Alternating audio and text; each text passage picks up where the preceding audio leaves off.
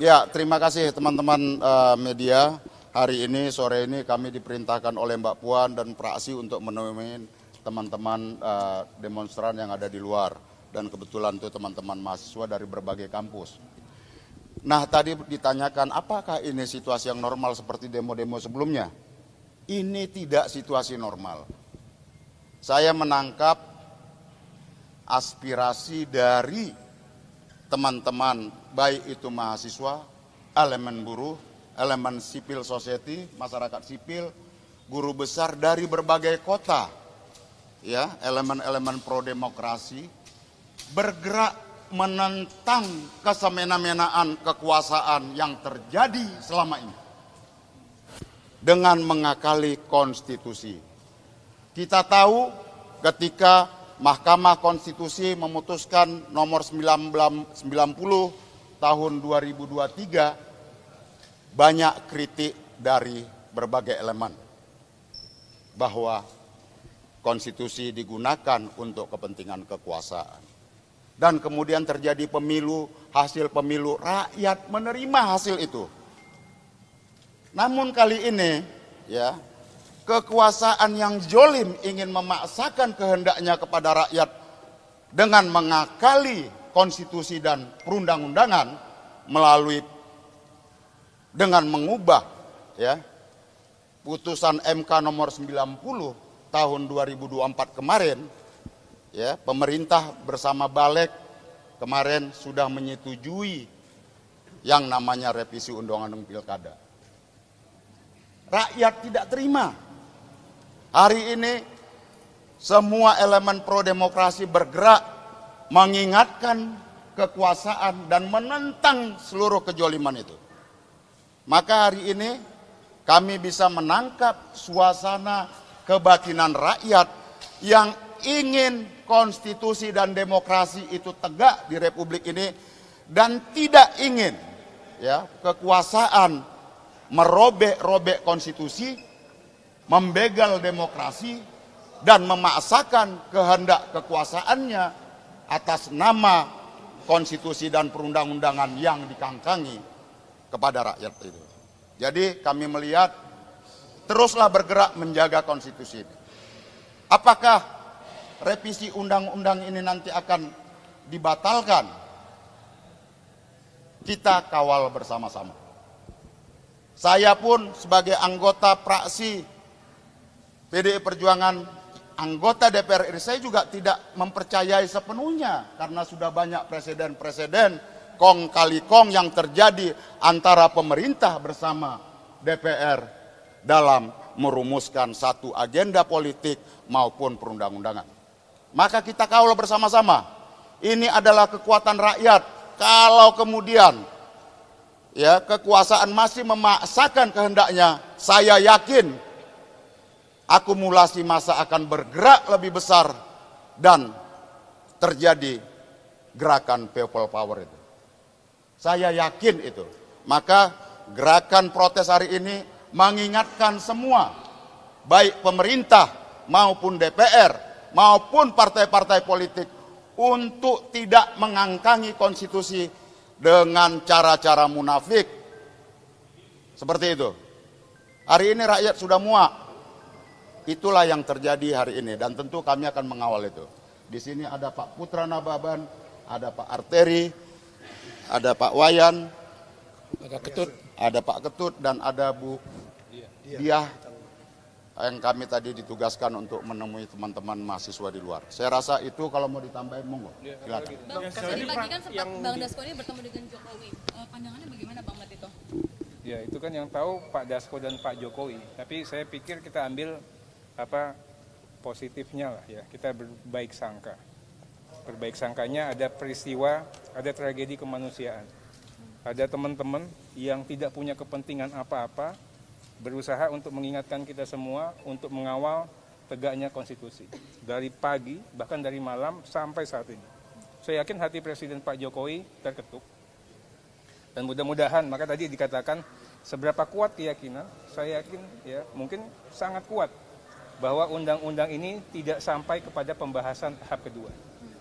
Karena saya yakin Pak Jokowi juga manusia ya, yang punya rasa, ya, yang tahu juga asalnya dari rakyat, yang tahu juga keinginan rakyat. Dan mudah-mudahan kami semua di sini sebagai informasi, kami diperintahkan oleh Ibu Ketua DPR, Ibu Puan Maharani, untuk hadir, tidak boleh alfa sampai dengan tanggal 30 September. Artinya apa? Sampai masa sidang ini, ya, kami semua yang ada di Badan Legislasi harus siaga penuh untuk memastikan rakyatlah yang menjadi epicentrum. Jadi semua produk perundang-undangan banyak sekali akan diturunkan pada masa sidang ini dan kita pastikan akan dilakukan dengan penuh kecermatan, penuh kehatian dan kehikmatan. Apa buktinya? Buktinya pada pagi tadi, ya kan?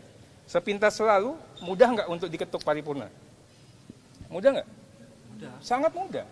Tapi kami mengingatkan, untuk dilakukan paripurna ada prosesnya loh. Ada rules-nya. Kita punya yang namanya tata tertib DPR. Begitu kita ingatkan apa? Akhirnya semua kan patuh. Belum quorum, belum dibamuskan, akhirnya paripurna ini ditunda. Seberapa kuat kami untuk memastikan ini bisa dibatalkan? Banyak hal. Ya, pertama dari sisi waktu. Ini tinggal nunggu hari Jumat, besok sudah Senin. Ya. Yang kedua apa? Banyak sekali peraturan yang di tahap pertama sudah disahkan, diketok. Ya. Tapi kan nggak masuk ke tahap kedua, nggak bisa disahkan di paripurna. Sebagai contoh dulu ada yang namanya KUHP dan ada produk perundang-undangan yang lain. Jadi saya mohon ya, tolong dipercayakan di DPR ini masih banyak sekali orang-orang yang baik, orang-orang yang pengen meninggalkan DPR ini untuk meninggalkan kenangan kebangsaan. Tidak terbetik satu pun. Bahkan kami ingatkan pada saat di rapat balik, kalau teman-teman hadir kemarin, kami ingatkan loh kepada 8 fraksi ya, bahwa apakah benar ya hal-hal yang sudah kita lakukan. Ya, kita ingatkan bahwa putusan MK itu final and binding, ya, berlaku pada saat diputus, ya, mengikat dia. Seberapa mengikatnya? Kita punya namanya azas erga omnes, ya, mengikat setiap orang, setiap kementerian, setiap lembaga, termasuk DPR pun terikat. Makanya apa? Berdasarkan undang-undang peraturan pembentukan peraturan perundang-undangan, kita sebenarnya tidak perlu repot-repot lagi. Ya, ada yang namanya prinsip akumulatif terbuka. Atas putusan itu kita tidak perlu tafsir lagi. Masukkan saja apa yang diinginkan, apa yang diatur oleh putusan MK, selesai. Tapi kan kemarin ya ada pertimbangan lain, ya akhirnya seperti ini. Ini pelajaran, kita mungkin saja punya keberanian untuk berbuat apapun. Tapi yang harus kita yakini, kita tidak bisa mengangkangi konstitusi. Kenapa? Karena itulah kesepakatan kebangsaan. Karena itulah kita semua hadir dalam suatu perahu kapal besar yang namanya Negara Kesatuan Republik Indonesia karena Undang-Undang Dasar Negara Republik Indonesia tahun 1945. Sejarah mengatakan tidak ada satupun bangsa, tidak ada satupun pemimpin yang berhasil, ya, sukses, ya, di dalam mengangkangi konstitusi. Nggak ada. Ya, kita kembali lagi untuk ini namanya pembelajaran. Mudah-mudahan ya semua terketuk dan mudah-mudahan ya apa yang diinginkan oleh rakyat, tadi kita sudah mendengar aspirasi masyarakat, aspirasi adik-adik mahasiswa, teman-teman mahasiswa ini, dan insya Allah kita istiqomah dan kita akan kawal betul, dan insya Allah juga kami berkeyakinan pembahasan tahap keduanya ya dengan perjuangan ya Pak Putra ya tidak akan dilaksanakan. Bang, kalau sampai nanti undang-undang yang disahkan, langkah apa yang akan dilakukan? Ya logikanya sekarang kan seperti ini ya. Logikanya sekarang, tadi kan teman-teman mengatakan, ada yang baru dari Pak Presiden. Ya nanti ditanya sendiri ke Pak Dasko yang terhormat ya, pembicaraan seperti apa. Tapi saya yakin ya, pastinya yang diputus yang akan disampaikan pasti untuk ya pastinya sama dengan keinginan kita semua. Jadi teman-teman ya, saya ini dulu demonstran. Ketika datang ke DPR ini, yang ditentang itu adalah kekuasaan yang zolim, kekuasaan yang semena-mena. Sumber dan epicentrum perlawanan yang mendatangkan perlawanan rakyat hari ini, sumbernya adalah kekuasaan di istana sana. DPR ini cuma instrumennya, kita tahulah teman-teman media semua apa yang diinginkan oleh kekuasaan menggunakan tangan DPR. Dan kita lihat kemarin ketika MK memutuskan, ya Presiden memanggil menteri-menterinya.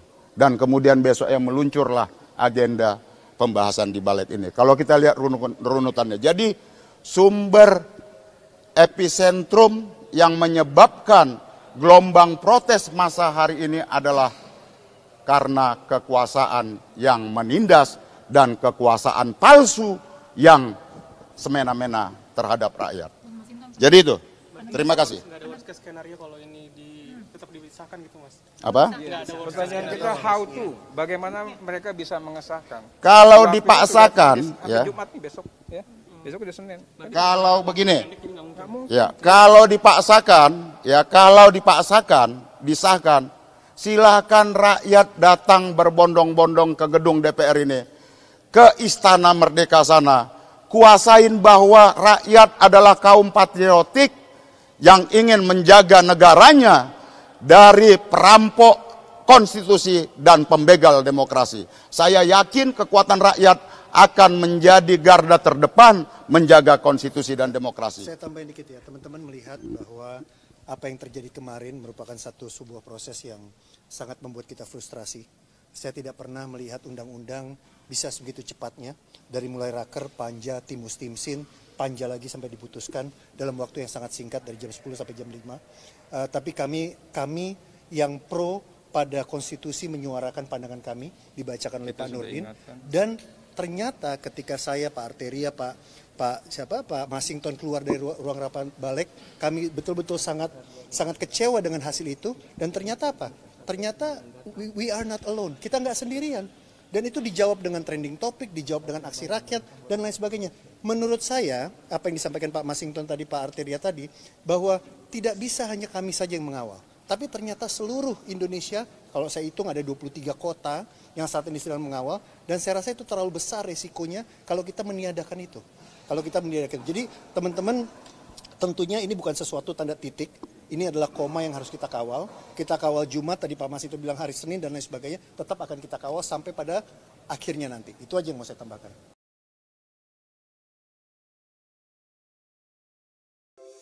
Di antara banyak sumber informasi, kami layak dipercaya. Karena kami menggali lebih dalam, berpihak pada kebenaran, berpegang pada data dan fakta, agar layak Anda jadikan referensi. Kompas TV, independen, terpercaya.